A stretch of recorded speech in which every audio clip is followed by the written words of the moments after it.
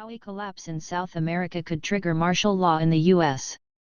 If an economic system collapses in the woods and no one is paying attention, are there any consequences outside the woods? Well, yes, of course. As with most situations financial and global, however, consequences are not usually taken very seriously until they have spawned a vast bog of sewage we all have to then swim through. The issue is and always will be interdependency, and the dissolution of sovereign borders. Take a close look at the European Union, for example. You have a large network of fiscally interdependent nations struggling to maintain a sense of principled identity and heritage while participating in the delusion of multiculturalism. You have a system in which these nations are admonished or even punished for attempting to become self-reliant. You have a system which encourages a Cloward-Piven-style forced integration of incompatible cultures. You have unmanageable debt. You have a welfare-addicted socialist population plagued by naive assumptions of entitlement.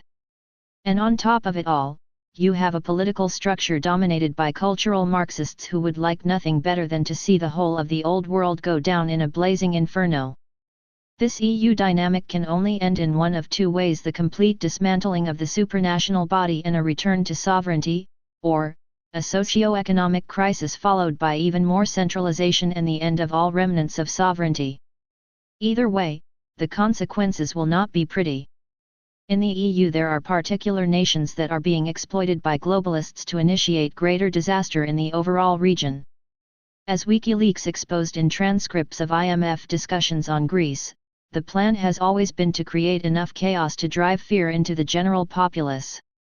Fear that can be used to manipulate the masses towards handing even more administrative power over to those same globalists. They know that a fiscally tiny nation like Greece can still do kinetic damage to its neighbors because its neighbors have weak foundations. One domino sets off the chain. The same strategy may also be used in the Western Hemisphere, more specifically, the collapse in South America that almost no one in the mainstream seems to be paying much attention to. While mainstream coverage sometimes looks at each South American nation as an isolated case, none of the coverage examines these crises as an interconnected breakdown, and they certainly do not suggest any future ill effects to the U.S. First, let's take a look at some of South America's most important economies and why they are on the verge of an epic catastrophe. Venezuela. The crash of oil prices from more than $100 per barrel down to around $40 per barrel or less has annihilated oil-dependent Venezuela, a country already in financial turmoil. Overprinting of currency has been the only solution offered so far. Hyperinflation is now taking hold with the IMF warning of a 720% increase this year. Currently, necessities are being rationed while a growing number of citizens are left empty-handed. Many food purchases in Venezuela require an electronic ration card. Shoppers are forced to wait in long lines for hours just for a chance to purchase staple items that may be sold out by the time they get their turn. The government under Socialist President Nicolas Maduro has nationalized all food and medicine distribution, and is currently instituting rationing of electricity, and even time. A 2-day work week for public sector workers is now in force. Private companies are being asked to use their own generators to continue operations rather than relying on the grid. Finally, Venezuela is so close to implosion that they no longer have the money to pay for the work of currency printers they rely on outside the country. Meaning, they no longer have the money to pay for printing more money. Disaster in the nation is inevitable and a general collapse is likely to occur this year. Brazil. Brazil is simply a mess, and a perfect example of why the recently established BRICS Bank has always been a farce and will never be competition to the IMF, not that this was ever the intention, as I have proven in numerous articles on the false East/West paradigm. The BRICS Bank works with the IMF, not against it. Brazil's national debt has doubled in the past 5 years and officially the economy is set to shrink by 3.5% in 2016. In the meantime, Brazil's currency has recently hit record lows against the US dollar as devaluation begins to sting.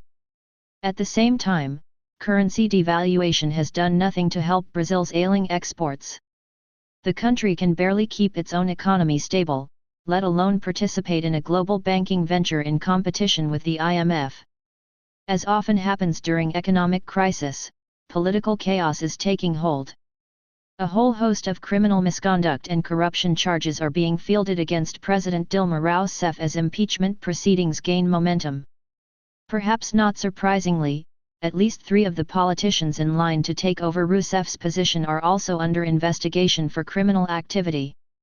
Brazil is set to host the Summer Olympics in Rio this year, but all indicators suggest that they will be fiscally incapable of adequately paying for the infrastructure improvements required for the Games to proceed.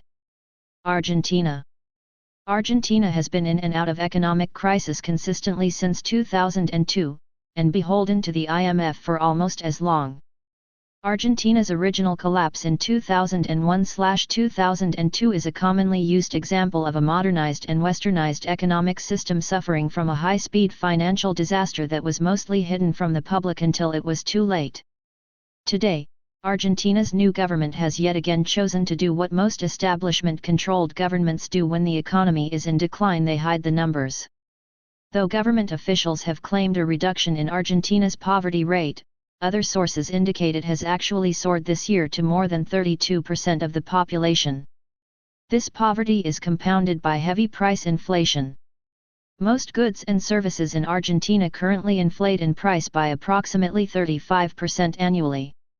Though Argentina has recently restructured its debts and is now able to issue treasury bonds for sale again, essentially all of the capital gained through bond sales is used to pay back creditors from past economic crises. Under these conditions, it is only a matter of time before the country suffers yet another breakdown. A chain reaction leading to martial law.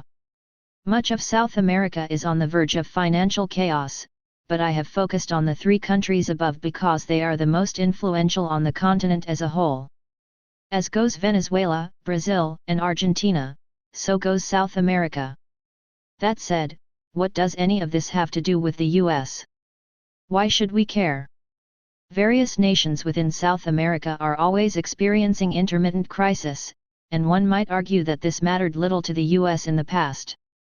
But what we are witnessing now is not an isolated collapse in a single country, but collapse conditions in all of South America's major economies, with weakness prevalent in most other nations.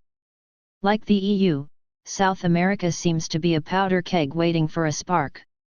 The US itself is not far behind in terms of an economic breakdown, and this could be exacerbated by fiscal chaos in the South.